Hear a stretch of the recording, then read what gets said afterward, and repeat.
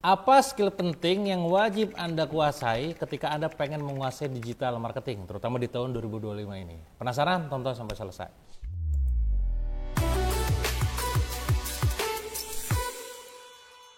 Oke teman-teman semua, di tahun 2025 ini akan ada banyak yang baru, terutama bicara masalah skill ya. Bicara tentang data juga akan sangat banyak data yang disajikan.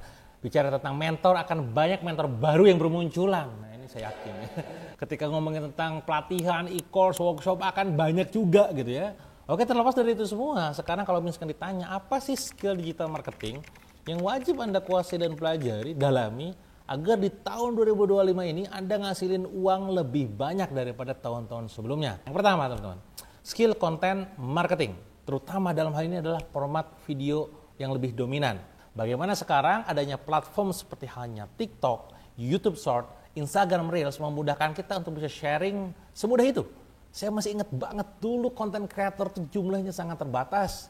Tapi ketika sekarang platform itu semua memfasilitasi orang untuk ngomong, semua orang jadi konten kreator, benar gak? Nah maka konten kreator ataupun konten marketing itu akan membuat Anda nantinya spotlight, stand out untuk dilirik sama orang lain. Konten marketing tetap akan menjadi tulang punggung dalam digital marketing yang akan menghubungkan customer dengan company ataupun perusahaan Anda. C to C menggunakan C company-nya, perusahaan Anda, C customer-nya, tengahnya adalah kontennya. Terutama sekali lagi video format pendek berupa short ataupun reels gitu ya, dan juga TikTok pastinya. Karena menurut Wyzold tahun 2023, 91% marketer mengatakan video adalah bagian paling penting dalam strategi pemasaran terkini. Dan ternyata konsumsi video diproyeksikan terus meningkat di tahun 2025 ini. Nah maka sering-sering bikin video, bikin konten apa, videoin. Dan nggak harus ngomong kayak begini langsung ke kamera ya. Bisa jadi Anda lagi ngapain, tulisannya apa, kasih musik yang lagi ramai, gitu-gitulah. Pinter-pinter aja lah ya kreativitas Anda. Konten kreator kan harus kreatif, pikirin sendiri ya. Yang kedua teman-teman semua, skill yang harus Anda juga kuasai adalah skill Search Engine Optimization ataupun SEO. Terutama buat Anda yang sekarang fokus pada voice search ataupun AI search. Kenapa? Baik lagi, sekarang semuanya zamannya AI. Semuanya by voice. Apa-apa order apapun, ngomong doang langsung keluar gitu ya. Nah, itu menjadi poin penting.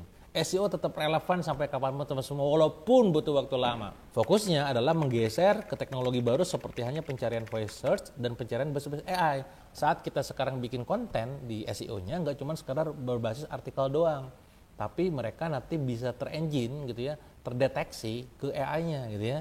Mungkin Anda pernah melihat fenomena kemarin yang baru-baru ini rame gitu, Meta AI ya, ketika ditanya saya pribadi, siapa Dwika Priyoga? Maaf, Anda bukan siapa-siapa gitu.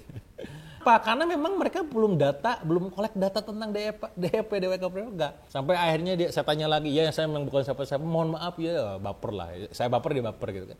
Akhirnya saya kasih tahu tuh, Dwika Priyoga adalah seorang penulis bestseller, oke dia rekam tuh. Saya tanya lagi siapa Dwika Priyoga, dia menurunkan datanya. Jadi sebenarnya tidak ada yang salah tuh kita yang nanya gitu. Kita yang nanya atau kita belum ngasih tahu informasi tentang itu. Nah, tugasnya nanti adalah pada saat Anda menggunakan SEO, data-data yang ingin Anda bangun sebagai persepsi publik, sampaikan saja supaya nanti terindeks baik oleh mereka gitu ya. Nah, Gartner memprediksi bahwa tahun 2025 ini 30% pencarian online akan dilakukan tanpa layar menggunakan asisten suara seperti Alexa dan Google Assistant. Wah, ngeri kan? Teman-teman semuanya sekarang by AI. Sekali lagi, adanya AI, adanya artificial intelligence bukan berarti untuk dihindari, tapi digunakan untuk bisa teroptimalisasi ya. Yang kedua. Yang ketiga, teman-teman, social media advertising. Ya, social media advertising artinya apa? Tentang Meta Ads, TikTok Ads ya. Karena bagaimanapun juga itu akan terus berkembang. Menguasai iklan seperti Meta, itu di dalamnya ada Facebook, Instagram, TikTok dan juga LinkedIn, mungkin sekarang baru berbasis LinkedIn gitu ya. Itu membuat kita menjadi unggul dibandingkan yang lain gitu ya. Bahkan laporan dari TikTok for Business menunjukkan bahwa 68% pengguna lebih mungkin membeli produk yang mereka lihat di iklan TikTok dibandingkan platform lain. Kemampuan kita dalam iklan di platform seperti TikTok, Meta itu memungkinkan untuk terjadinya penjualan gila-gilaan. Salah satu tim saya, partner saya namanya Kang Reza, itu jago banget dalam mengiklan ya di Meta gitu kan, sampai kita akhirnya bikin training workshop namanya adalah gurihnya jualan buku gitu kan. Nah itu awalnya cuma ngirim 1-2 pieces buku tentunya ya, eksemplar, sampai akhirnya belasan, sekarang puluhan, sekarang ratusan. Bahkan dia sendiri sudah terbukti rekor bisa menjual gitu kan di angka sangat fantastis, bahkan bukunya sekarang masuk rekor muri gitu ya. Bahkan profitability-nya aja itu miliaran rupiah, profitnya miliaran Mbak, apalagi omsetnya ya. Nah kenapa? Karena dia punya kemampuan dalam melakukan iklan. Kalau Anda pengen belajar sama dia langsung aja ikutan di gurihnya-jualan.com. Lihat aja, kepo-kepoin aja nanti di deskripsi ya. Itu recommended banget pokoknya untuk diikutin ya. Itu tentang social media advertising, terutama di sini Meta Ads, Google Ads, dan TikTok Ads. Nomor 4 adalah email marketing automation. Karena baik lagi ini untuk bisa melakukan yang namanya nurturing leads. Bagaimana orang pada saat masuk ke email Anda, ya terus mereka masuk di dalamnya, Anda bisa nurture dengan autoresponder yang Anda bikin gitu kan. Anda set up autorespondernya dengan automation, wah itu bakal powerful banget. Kalau Anda belum paham istilah-istilah ini, ya telan dulu aja ya. Saya dulu waktu aktif di dunia email marketing sejak tahun 2013 juga sama bingung ya. Sampai akhirnya saya langganan sendiri, saya setting campaign sendiri, nge-blast sendiri, broadcast sendiri, automation sendiri. Lihat aja. Tapi balik lagi pembelajaran. Semua pembelajaran itu pasti membutuhkan effort dan semua effort pasti capek gitu ya.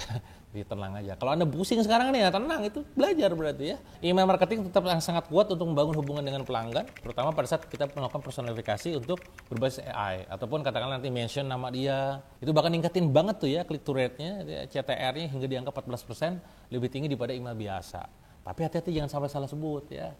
Namanya Dewa, disebutnya Teh Dewa gitu, salah. Harusnya Kang ya. Kalau daripada Anda salah sebut gimana? Ya udah jangan pakai Teh atau Kang atau Mbak gitu ya. Soalnya Pak atau misalkan namanya gitu. Bebas lah. Intinya adalah jangan sampai salah sebut nama karena sensitif. Yang terakhir yang kelima adalah data analitik dan AI integration. Ini penting untuk ngambil keputusan. Ingat ya, kita bisa owner ini, pengusaha ini tugas utamanya itu ngambil keputusan. Kalau kita keputusannya salah, hasilnya akan masalah. Kalau hasilnya masalah, kitanya buyeng gitu kan. Nah, maka tugas kita adalah membaca data secara benar dan itu akan sangat terbantu ketika kita mempunyai kemampuan analitik yang baik. Apalagi kalau misalkan Anda punya kemampuan dalam mengintegrasikan AI, itu akan sangat termudahkan dalam pengambilan keputusan. Sekali lagi, kemampuan membaca data dan analis data akan menjadi keterampilan yang sangat berharga di tahun ini, teman-teman. Integrasi AI pun akan menjadi sangat mempermudah proses ini. Ini menjadi powerful sekali lagi ya. McKinsey melaporkan bahwa perusahaan yang menggunakan analitik data tingkat lanjut dapat meningkatkan produktivitas hingga 25%. Saya pribadi di KBM dengan tim saya yang lain gitu ya, setiap kali ada data yang disajikan itu kita baca secara detail, kita utilisasi usernya supaya ngapain gitu kan, supaya omset kita naik secara signifikan gitu ya. Ini adalah 5 skill penting yang wajib Anda kuasai, dalami, pahami gitu ya, agar di tahun ini Anda bisa cuan lebih banyak, agar Anda bisa menghasilkan uang lebih banyak lagi daripada tahun-tahun sebelumnya. Kalau Anda punya pertanyaan ataupun request bahas detail yang lainnya, silahkan komen di kolom komen. Kalau Anda suka, kasih like, komen, dan share. Dan juga jangan lupa subscribe ya. Subscriber saya target 1 juta di tahun ini ya. Bismillah ya, gaskeun ya bro. Bantuin share, subscribe ya. Sampai jumpa di video berikutnya.